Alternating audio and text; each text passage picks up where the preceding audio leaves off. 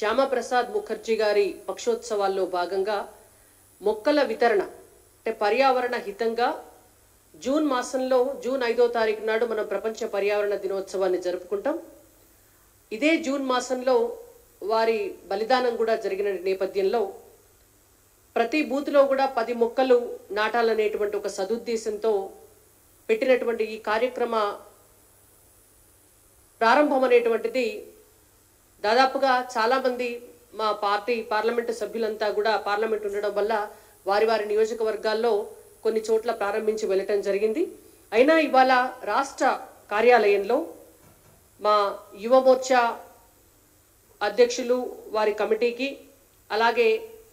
OBC Morcha అధ్యక్షులు వారి committee, Kisan Morcha committee,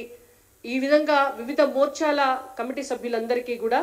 మొక్కలను రాష్ట్ర కార్యాలయంలో అందించి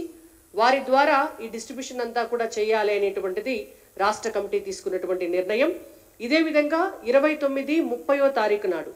ఆ 2 రోజుల్లో జిల్లా కార్యాలయాల్లో నిర్వహించబోతున్నటువంటి శ్యామప్రసాద్ ముఖర్జీ గారి పేరు పైన నిర్వహిస్తున్నటువంటి సమావేశాలలో వారి గురించి ఇక్కడి నుంచి రాష్ట్ర స్థాయిలో వక్తలు వెళ్ళి అక్కడ వారి ప్రసంగాల ద్వారా శ్యామప్రసాద్ ముఖర్జీ గారి జీవిత విశేషాలు, కాశ్మీర్ కోసం వారు చేసినటువంటి బలిదానం, భారతీయ జనతా పార్టీకి మూలమైనటువంటి జనసంఘ్ స్థాపనకు వారు ఆద్యులు కాబట్టి ఇవాళ బీజేపీకి వారు పితామహులు కాబట్టి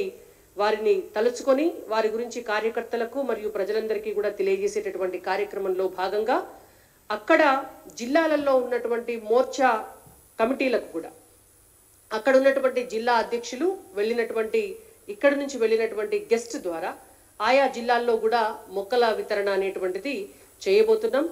రాష్ట్ర వ్యాప్తంగా కూడా ప్రతి బూత్లో కనీసం ఒక 10 మొక్కలు నాటాలి అనేటువంటిది దేశవ్యాప్తంగా తీసుకున్నటువంటి కార్యక్రమంలో